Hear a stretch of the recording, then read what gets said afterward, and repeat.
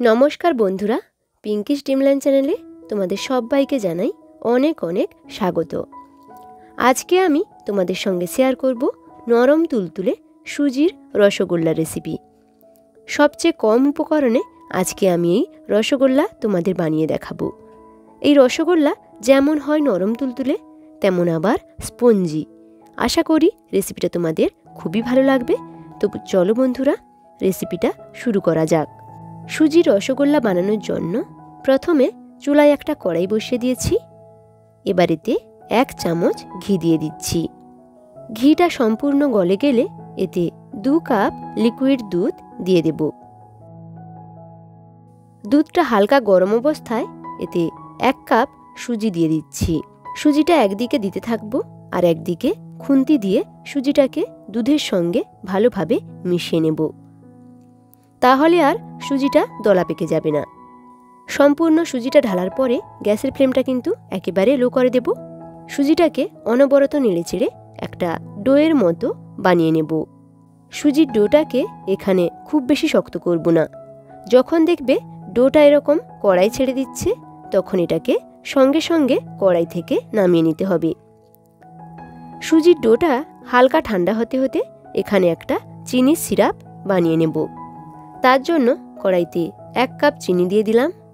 সঙ্গে 2 কাপ জল দিয়ে একটা পাতলা চিনির সিরাপ বানিয়ে নেব। ফ্লেভারের জন্য একটা এলাচ দানা দিয়ে দিচ্ছি। চিনির সিরাপটা যখন এরকম ফুটতে শুরু করবে, তখন গ্যাসটা অফ করে দেব।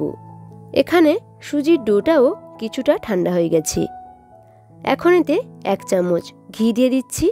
দিয়ে সুজিটাকে ভালো করে হাত দিয়ে মেখে নেব আর একটা মসৃণ ডো বানিয়ে নেব। এখন রসগোল্লার জন্য ডোটা রেডি হয়ে গেছে। এবার এখান থেকে কিছুটা পরিমাণ লেচি নিয়ে 2 হাতের সাহায্যে গোল করে রসগোল্লার শেপে বানিয়ে নেব। এখানে আমি একটু বড় বড় করে রসগোল্লাগুলো বানাবো। তোমরা ছোট বড় যে কোনো শেপে বানিয়ে নেবে। এই দেখো, একটি রসগোল্লা আমার তৈরি হয়ে গেল। এই মিষ্টিগুলো বানানো কিন্তু ভীষণ সহজ। হাতে মাত্র 5 মিনিট সময় থাকলে খুব সহজে বানিয়ে নিতে পারবে। তো দেখো বন্ধুরা, এখানে সবগুলো মিষ্টিকে রেডি করে নিয়েছি। আর এখানে মোট 10টি মিষ্টি হয়েছে আমার। এখন আমি যে চিনির সিরাপটা বানিয়ে রেখেছিলাম, সেই ফুটন্ত চিনির রসে মিষ্টিগুলোকে একে একে ছেড়ে দেব। মিষ্টিগুলো ছাড়ার সময় চিনির সিরাটা যেন এরকম ফুটন্ত অবস্থায় থাকে। মিষ্টিগুলো ছাড়ার পর 10 মিনিট গ্যাসের হাই ফ্লেমে মিষ্টিগুলোকে ভালোভাবে ফুটিয়ে নেব। দিলে মিষ্টিগুলো ভালোভাবে চিনির রসটা টানতে পারবে। 10 মিনিট পরে ঢাকনাটি তুলে নেব। এখন দেখো, মিষ্টিগুলো রসটা অনেকটাই টেনে নিয়েছে আর অনেকটা ফুলেও গেছে। এবার এগুলোকে নামিয়ে নেব। মিষ্টিগুলোকে আমি একটা বাটিতে বের করে নিয়েছি। দেখো বন্ধুরা, রসগোল্লাগুলো কত সুন্দর দেখতে হয়েছে। এই রসগোল্লাগুলো একটা খেয়ে কিন্তু মন ভরে যাবে।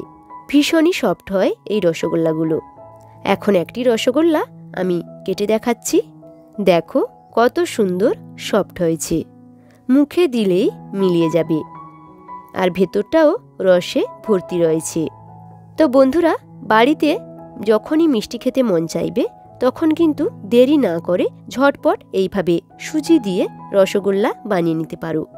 যদি ভালো লেগে থাকে তাহলে অবশ্যই লাইক, কমেন্ট, শেয়ার করো আর চ্যানেলটিকে সাবস্ক্রাইব করে পাশে থেকো। আজকে এখানে বিদায় নিব। সবাই সুস্থ থেকো, ভালো থেকো। ধন্যবাদ।